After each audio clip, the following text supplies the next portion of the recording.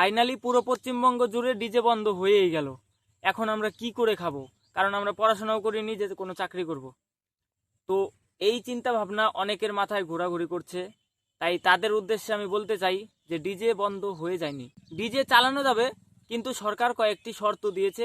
এই শর্তগুলো মেনে কাজ করলে কোনো সমস্যা হবে না। শর্তগুলির মধ্যে 1 নম্বর হচ্ছে সাউন্ড সিস্টেম, আপনার সাউন্ড লেভেল মেনটেন করে কাজ করতে হবে।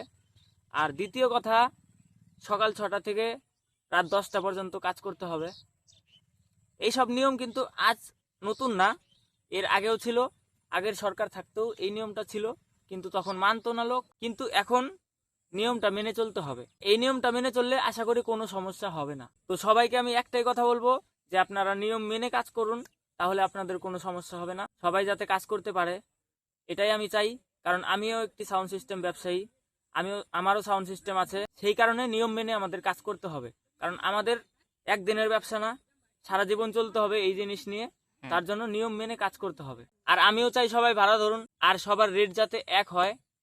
কেউ কম রেটে কাজ করবেন না, একে অপরের সাথে থাকুন, তাহলেই আমরা সফল হতে পারবো। কোনো কোনো জায়গায় এমন অবস্থা হয়ে যাচ্ছে যে আমি 500 টাকায় ভাড়া ধরবো, আর একজন এসে আমার ভাড়াটা 200 টাকায় ধরে নিচ্ছে।